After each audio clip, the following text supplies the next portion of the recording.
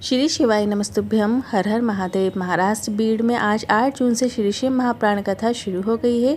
शिवगण भृंगी पर आधारित है, जिसका मन शिव के अलावा किसी पर जाता ही नहीं है। आज गुरुजी ने कुल 11 उपाय पैतृपय की जानकारियाँ दी हैं। सभी की जानकारी आपको इसी वीडियो के माध्यम से मिलने वाली है।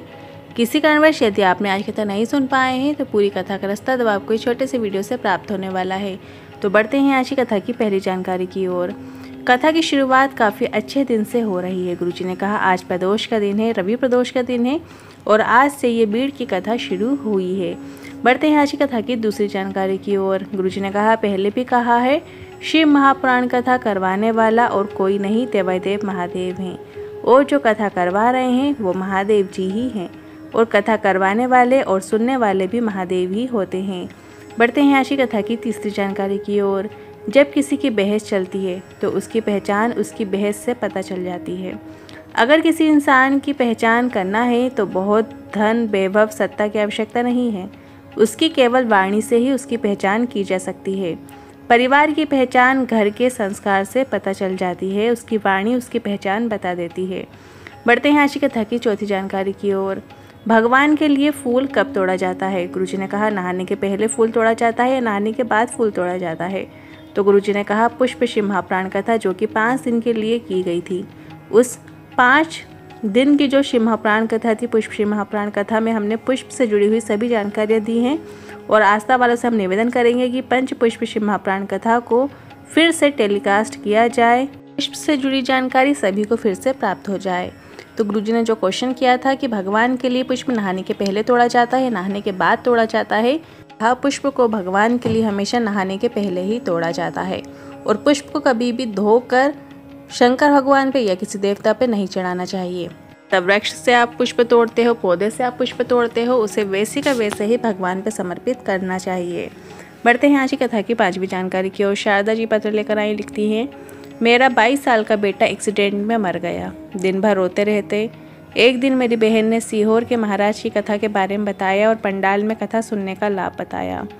हमने परभनी की कथा सुनी, पर मेरा रजोधर्म भी बंद हो गया था।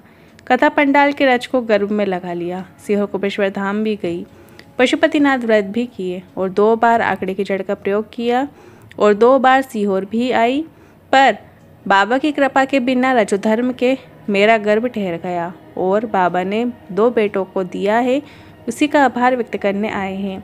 बढ़ते हैं आज की कथा की 6वीं जानकारी की ओर। सुप्रिया संतोष जी पत्र लेकर आई, लिखती हैं शादी के 15 साल हो गए थे, संतान सुख नहीं था। माँ के कहने पर आपकी कथा के बारे में बताया और सफ़ेद आंकड़े की जड़ का प्रयोग किया, पशुपतिनाथ व्रत भी किया और 15 साल के बाद अब बेटे ने जन्म लिया है, उसी का आभार व्यक्त करने आए हैं।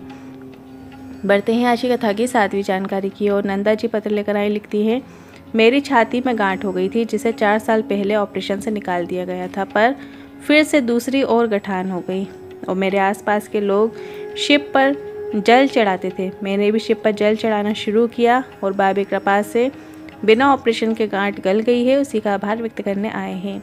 बढ़ते हैं अगली 8वीं जानकारी की ओर। सुधीर जी पत्र लेकर आए, लिखते हैं मेरी बेटी के लिए सरकारी नौकरी मांगी थी और बेटी से मेहनत करने को कहा और मैंने और बेटी ने 5 कथा पंडाल में बैठकर सुनी और मेरी बेटी की स्वास्थ्य विभाग में नौकरी लग गई है, उसी का आभार व्यक्त करने आए हैं।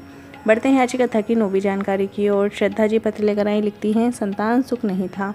टीवी में जब भी आपकी कथा आती और कथा सुनना शुरू किया, पंडाल में बैठकर कथा सुनी और 3 महीने में ही गर्भ ठहर गया, पर 5वें महीने में बच्चे की धड़कन चली गई और हटाने को डॉक्टर ने कह दिया गया, पर मेरी माँ ने श्री शिवाय नमस्तुभ्यम मंत्र का जाप करने को कहा और मैंने ऐसा ही किया और पति को मंदिर भेजकर बेलपत्र बुलवा ली और बेलपत्र को गर्भ में रखा और ऑपरेशन होने ही वाला था। डॉक्टर ने कहा ऑपरेशन की जरूरत नहीं है, मुझे संतान सुख हुआ है, उसी का आभार व्यक्त करने आए हैं। बढ़ते हैं आज की कथा की 10वीं जानकारी की ओर। कल 10 जून सोमवार का दिन है और इस दिन किया जाने वाला एक विशेष उपाय लेकर आए हैं। यदि जीवन में ऐसा रोग आ गया है जिसमें दवाइयाँ भी कार्य नहीं कर रही हैं, तो गुरुजी ने अपनी पिछली कथाओं में एक उपाय बताया था, पानी को वाणी के माध्यम से अमृत बना लो। मतलब पानी को आपको सिद्ध करना है। कैसे करना है, ध्यान से सुनिएगा।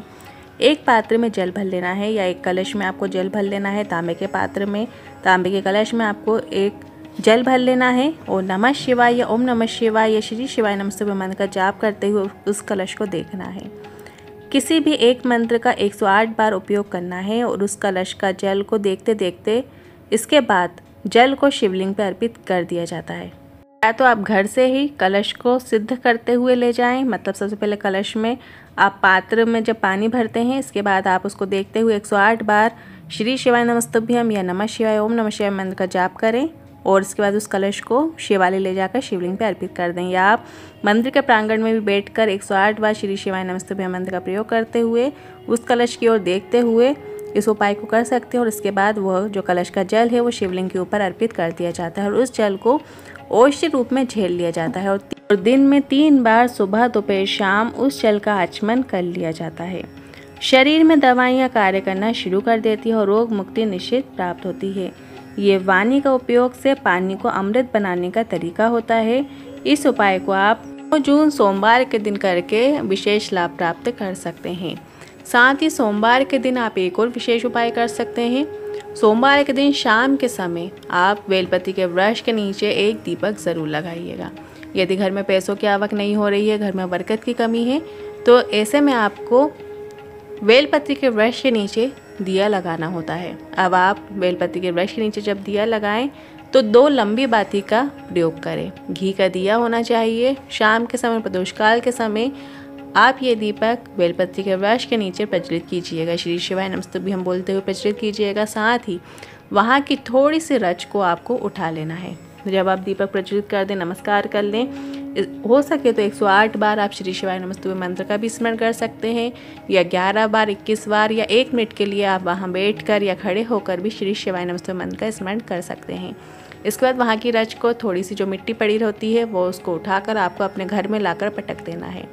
अब कई लोग पूछते हैं कि वो मिट्टी को हमको कहाँ ला के रखना है, तो आप जैसे जल का सिंचन करते हैं इस तरीके से उस चुटकी भर मिट्टी का आपको घर के अंदर सिंचन कर लेना है। 5 सोमवार कम से कम आपको ये उपाय करना है। घर में पैसों की आवक होने लगे, घर में लक्ष्मी और बरकत आने लगेगी, स्थायी लक्ष्मी आपको प्राप्त होगी। अगली 11वीं जानकारी की ओर 19 जून से 23 जून निकुंबा जिला दुर्ग में शिव महाप्राण कथा होगी। इसका समय भी दोपहर में 1 बजे से 4 बजे तक रखा गया है।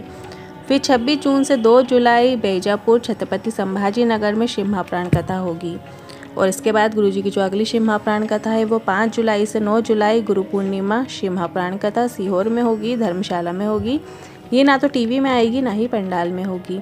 फिर 25 जुलाई से 31 जुलाई 2025 तक भिलाई में शिव महाप्राण कथा होगी। इसका समय दोपहर में 1 बजे से 4 बजे तक रखा गया है। फिर 6 अगस्त प्रदोष के दिन सीहोर में कावड़ यात्रा होगी जो कि सुबह 9 बजे से सिवना नदी के तट से शुरू हो जाएगी और साथ ही एक भीलवाड़ा में भी कथा प्रस्तावित है जिसे जल्दी अपडेट कर दी जाएगी। उसकी जानकारी कहाँ होगी, कैसे होगी, वो सारी आपको मिल जाएंगी। आज के उपाय से जुड़े मन में कोई सवाल है, क्वेश्चन है तो कमेंट के जरिए पूछ सकते हैं। वीडियो थोड़ा भी उपयोगी लगा हो तो वीडियो को लाइक करके कमेंट बॉक्स में हर हर महादेव ज़रूर टाइप कीजिएगा। श्री शिवाय नमस्तुभ्यं।